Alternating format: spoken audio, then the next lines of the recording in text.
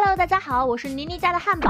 今天继续为大家带来搞笑脑洞美漫《辛普森一家》第20季第2集。去学校的路上，车突然没油了，按理说是应该还剩1毛钱的，但可能就是因为开了天窗给用掉了。没办法，校长只好拿着油桶去马路对面找汽油。好不容易穿过川流不息的车辆，却发现油桶还端端正正在车上立着。于是校长只好又往回走，刚好辛爸开车经过，就蹭了他一下，以报复家长会的一箭之仇。人一倒霉，喝凉水都塞牙缝。校长这副不知所措的样子，偏巧被眼镜仔看到了，那就基本上等同于全校同学都知道了。渐渐的，孩子们都聚在天桥上看热闹。终于打好油可以返程了，一辆车就给他下了回去。巴尼正在此地捡啤酒瓶子，本来就有些醉酒的他，看到喘气的校长，竟以为那是个超大版的啤酒瓶，于是就拿起叉子对他穷追不舍。在这种名场面的旁边，小新一般都会来凑热闹，可惜呀，他没有手机，没有被通知到，此刻正在家里和妹妹开茶话会呢。混混三人组找到了小新，说他错过了好东西，这是真的。当他看到他们手机里的照片时，小新瞬间感觉损失了1个亿，他真希望自己也能有一个手机。他央求妈妈说不想做最逊的那个人，可是他们家实在没有钱给他买手机，现在买速冻豆子都要分期付款了。听到妈妈这么说，小新知道自己不会有手机了。金小妹也难过，因为永远去不了马丘比丘。不过她心态好，毕竟在这个家里失望才是常态，既然家里不能获得，就只能从别的地方想办法。小新正思考着，就被一颗球砸中了。他发现这球是从乡间俱乐部扔出来的，于是就气冲冲地跑进去找罪魁祸首理论。这颗球是洗衣生的，物归原主之后，他给了小新1块钱，因为这比买新的划算，也是点辛苦费吧。小新立刻感觉找到了发家致富的道路，于是就开始在球场到处找球。然而就在他要成功凑齐买手机的钱时，威力出现了。他说这片高尔夫球场是他负责的，说着就从小新手里夺走了球。买手机的希望就此破灭，小新彻底绝望了。离他不远的地方，大明星丹尼斯赖瑞要开始打球了。阿壳自然没有放过阴阳怪气的机会，每当丹尼斯准备好，他就开始催促，直接把丹尼斯惹毛了，威胁他再不闭嘴就滚出娱乐圈。好不容易球杆都挥出去了，电话又响了，丹尼斯一怒之下扔掉了自己的手机。好巧不巧，这刚好就落在了小新的面前。有了手机的第一件事，自然是跟兄弟炫耀。嘿，眼镜仔，你猜我在哪儿给你打电话？他不知道小新有手机了，所以没有猜到这家伙此时就在他的家门外。两人刚设置了专属铃声，小新手里的电话就响了，是一个制作人想邀请丹尼斯赖瑞拍《全民大便》，刚好小新就是这个 IP 的忠实粉丝，于是他想都没想就答应了，让丹尼斯去扮演一只便秘的猩猩。现在他们知道这是谁的手机了，小新就打算给丹尼斯的经纪人打电话，让他拿所有的钱去买帽子和运动衫。眼镜仔觉得这玩笑有点过分了，但小新不这么觉得，马上就拨通了电话。1周后，丹尼斯真的去拍了《全民大便》，这个连他自己都不记得答应过出演的电影。小新又想到了一个恶作剧，那就是用丹尼斯的手机给世界各地的酒吧打电话，大概内容就是让这些酒保在不自知的情况下，在客人面前辱骂自己。他这个整人方式，老谋子应该深有体会。听着电话那头气急败坏的声音，小新就开心的不得了。终于正主找上门来了，看着一堆的帽子和运动衫，丹尼斯气坏了，更别说还要向小新了解自己要演的角色。他现在恨不得将小新抽筋拔骨。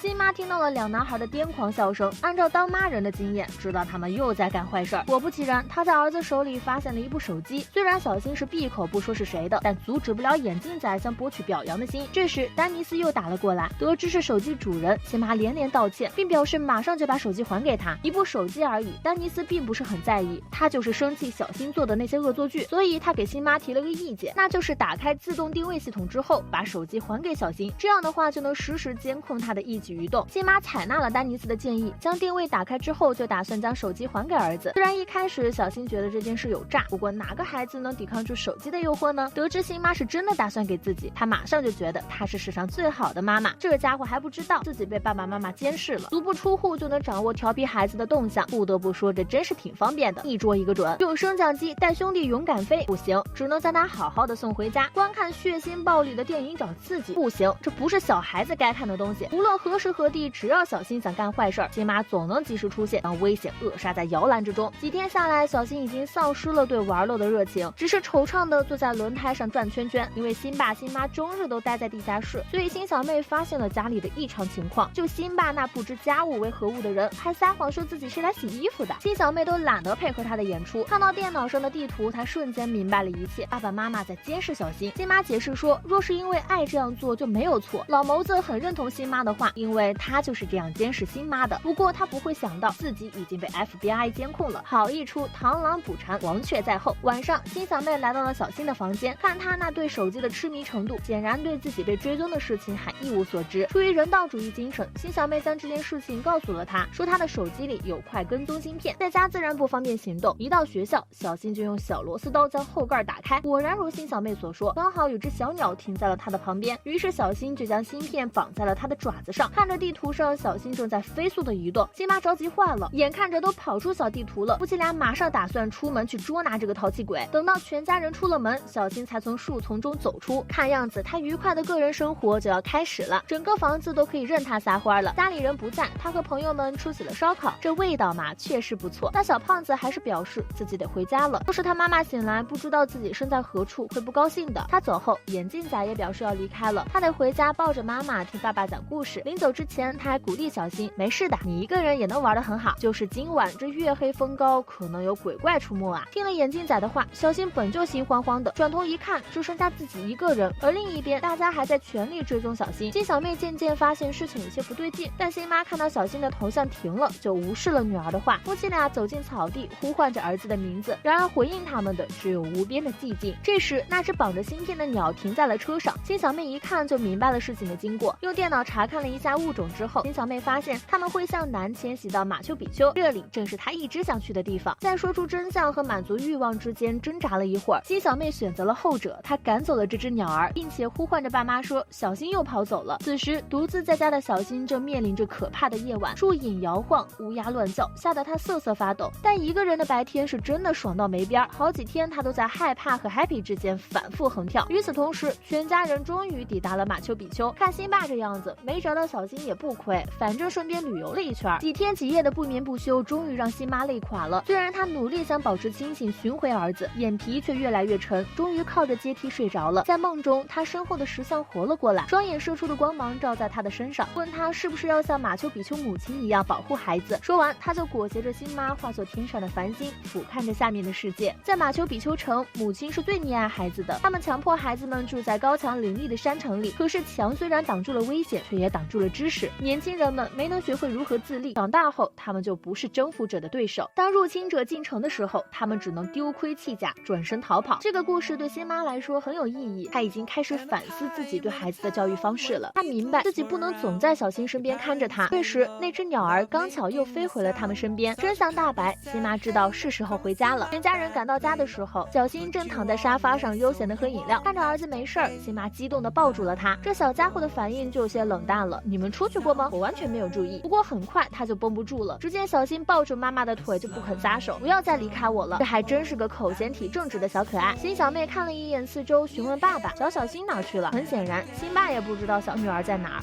这小姑娘已经是部落的首领了，可能是自己这个儿子太调皮，亲妈总是担心他一不小心就把自己做没了，所以当有人提出可以监视小新时，他想也没想就答应了。但正如那个石像所言，就算再疼惜自己的孩子，也做不到一生的陪伴，与其将他一直护在自己的羽翼之下，教会他如何独立生存，或许才更加的重要。不过话说回来，就小新那样调皮的孩子，或许适当的监视也并无坏处。世上本就没有适合所有人的教育方法，懂事如辛小妹也会为了私心向父母隐瞒真相，更何况是那些调皮的孩子。或许父母也需要在教育中不断成长，才能寻找到一条最适合自己孩子的教育方案吧。